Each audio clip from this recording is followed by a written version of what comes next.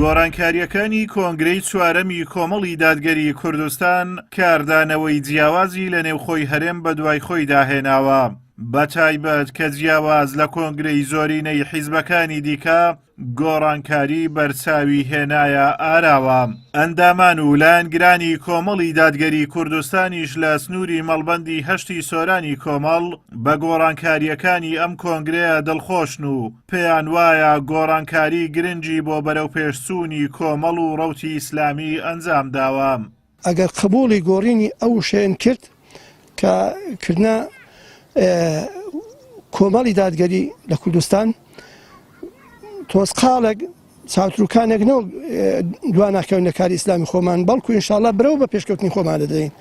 یعنی بە قەناعەتەوە پێمان خۆش بوو و مادام لێمە قەناعەتمان هات جەنابی مامەستا عەلی باپیر و ئەو مامەستا بەڕێزانەی دیکە کە ئەوانی زۆریان لە سەرەتای دروستبوونی ئەو سەحوەی ئیسلامیە لەگەڵدا بوون و شیکردنەوەیان لەبۆ کردین کە میکانیزمی بەرەوپێچوونی ئەو سەحوەی ئیسلامیە ئەبۆ شێوەیە بی. ئێمە من بەبیر و باوەڕی خۆم وا تێگەم تازە ئێمە سەرکەوتین بەسەر هەموو کۆسپەکان و هەموو ئەگەرەکان سەرکەوتین لە هەموو دنیا ئینشاءڵڵا. بەو کۆنگرەی ئێمە دڵمان زۆر خۆشە سەریش کەوتین ئینشاءڵڵا، چونکە هەموو بڕیاری چاک تێدرا، هەموو بڕیارەکانیش لە جێگای خۆ بوون.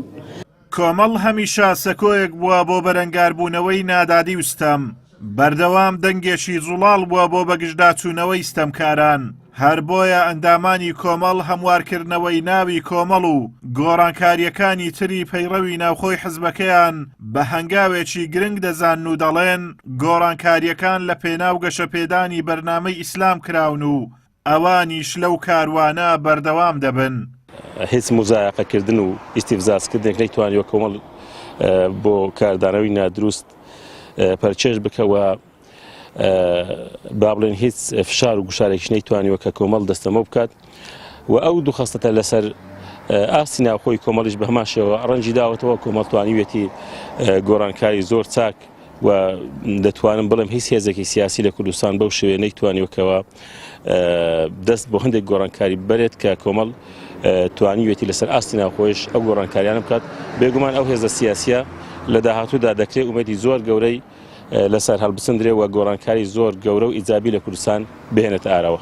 کۆمەڵ توانی ینی گۆڕانکارێکی گەورە بکات، جورئەتی زۆر شتی بکات، ینی کە خەڵک نەیتوانێت ینی بەعام ینی ئەو شتانی بڕیاری لە سەدران ئینشاءڵڵا سەواری جێبەجێکردن، ینی ئینشاءڵڵا جێ دڵخۆشی ئەم خەڵکە و ئەم ملەتەیە، ینی کۆمەڵ ئەوێ ئەم خەڵکە دڵخۆش بێ، ئەوێ ئەم خەڵکە بەختەوەر بی بەعام لەناو کوردستان.